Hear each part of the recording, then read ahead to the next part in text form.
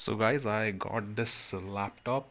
इसमें जो है कुछ प्रॉब्लम है एंड लेट्स सी कि क्या दिक्कत है। और मैं थोड़ा सा आपको ये दिक्कत दिखाना भी चाहता हूँ, ठीक है। तो इसका पावर बटन ऑन करेंगे, यहाँ लाइट जलेगी एंड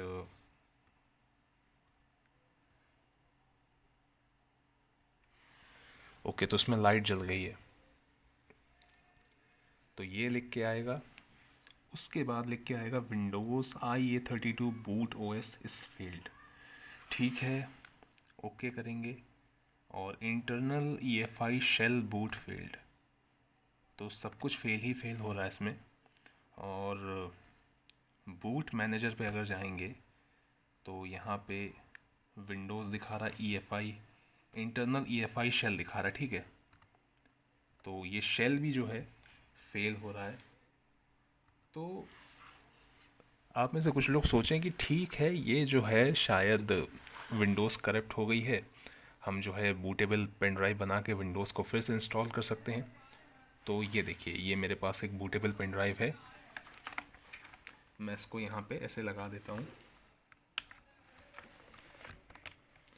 ये पेन ड्राइव लगा दी गई है। और एक चीज़ इसमें ये है कि अगर 64 बिट पेन ड्राइव होगी, यानी कि ऑपरेटिंग सिस्टम अगर 64 बिट होगा, तो वो यहाँ पे डिटेक्ट ही नहीं होगा, मतलब पेन ड्राइव डिटेक्ट ही नहीं होगी। और अगर आप EFI शेल के थ्रू उसको समहाउ बूट करने की कोशिश करें तो जो है वो बूट फेल्ड हो जाएगा, ठीक है। क्योंकि EFI जो है इसका वो 32 बिट ही सपोर्ट करता है। तो let's see the boot manager. और ठीक है, तो यहाँ पे अभी अभी कुछ आया नहीं है। एंड पावर ऑफ करके, ये मैं पावर ऑफ कर रहा हूँ यहाँ से।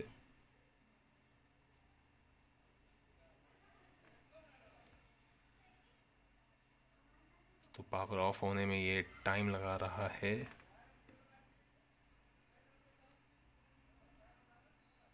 बंद हो गया।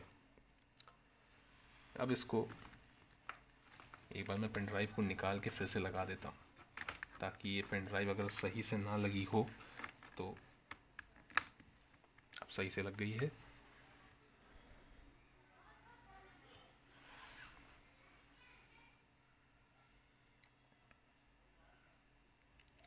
Windows AI32 OS boot failed और EFI शेल बूट फेल्ड। तो सब कुछ फेल फेल है।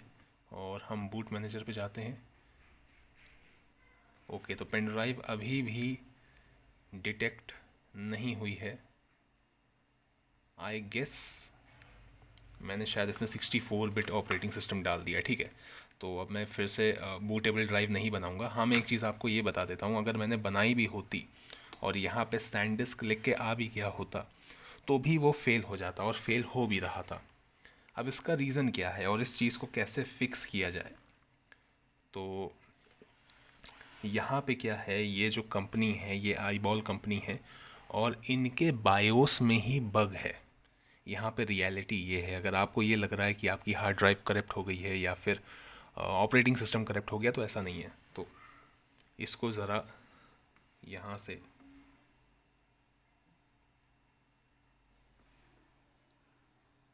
बंद करते हैं। बंद हो गया।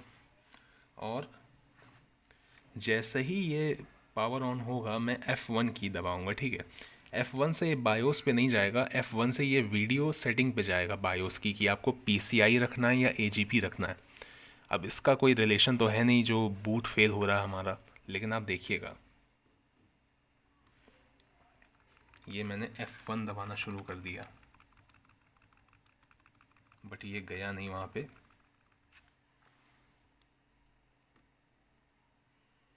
कई बार इसमें जो है ये बायोस का ऑप्शन नहीं आता है, और उसका रीज़न ये नहीं है कि मैं जो है देर में प्रेस कर रहा हूँ बटन या और कुछ, ये जो है बायोस ही इसका बहुत बगी है।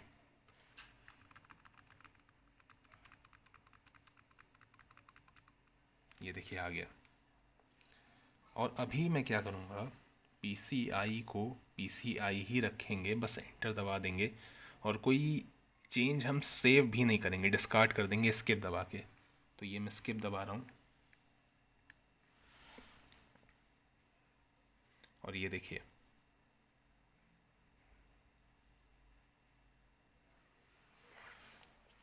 तो जो अभी तक सब कुछ करेक्ट था, ड्राइव भी करेक्ट थी और पेन ड्राइव भी शो नहीं हो रही थी, मे बी मैंने 64 बिट ऑपरेटिंग सिस्टम उसमें डाल दिया था, क्योंकि ये सिर्फ 32 बिट ही सपोर्ट करता है। तो अब देखिए, अब सब चलने लग गया। होता इन लैपटॉप्स में ये है, ये जो बहुत सस्ते लैपटॉप आते हैं 10,000 रुपये के, जिसमें इंटेल एटम प्रोसेसर होता है, ये जो स्पेशली ये जो आई बॉल की कॉम बुक, हाँ कॉम्प बुक सीरीज़ जो है, इसका बायोस बहुत ज़्यादा ही जो है ये बगी है। एंड इस वजह से ये ऐसा दिखाता है जैसे कि इसमें जो है हार्ड ड्राइव करप्ट हो गई या ऑपरेटिंग सिस्टम करप्ट हो गया। रियलिटी ये है कि बायोस के अंदर ही बग है। जिस भी डेवलपर ने ये बायोस बनाया है, काफ़ी सारे बग छोड़ दिए हैं, बग फिक्स नहीं किए हैं। और ये जो है, ये एक ख़ास तरह की कस्टम रोम को ही सपोर्ट करता है। कस्टम रोम से मेरा मतलब ये है, जैसे मैंने अपना एक मॉडिफाइड वर्जन बनाया था विंडोज़ 10 का, वैसे आई बॉल वाले भी इसमें मे भी विंडोज़ 10 देते हैं। अब अगेन विंडोज़ 10 वो पुरानी वाली ही देते होंगे, क्योंकि अब तो 64 बिट आती है, 32 बिट आती ही नहीं है। और वो कुछ जो है अपनी मॉडिफाइड विंडोज़ ही इसमें डालते हैं।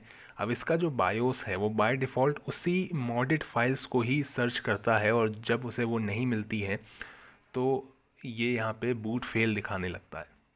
और इसमें जो है आप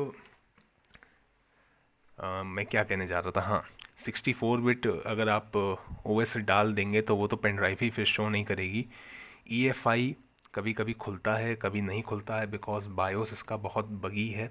और कहीं पे कुछ शो तो नहीं होता है कि F1 दबाने से क्या होगा, F2 से क्या होगा, और कई बार आप F1 दबाएंगे तो वो चीज़ काम भी नहीं करेगी। और रीज़न यही है कि बहुत सस्ता लैपटॉप है। सस्ता क्या है, 10,000 रुपये का ये आता है, और मतलब 10,000 के अंदर ही शायद ही आ जाता है। तो ऐसा कोई लैपटॉप ख़रीदने से बेहतर है कि हम कोई पुराना यूज्ड लैपटॉप ख़रीद लें, भले ही उसमें ड्यूल कोर प्रोसेसर हो, लेकिन वो इतना अजीब तरीके से तो नहीं चलेगा। तो यही चीज़ इसमें मुझे बतानी थी।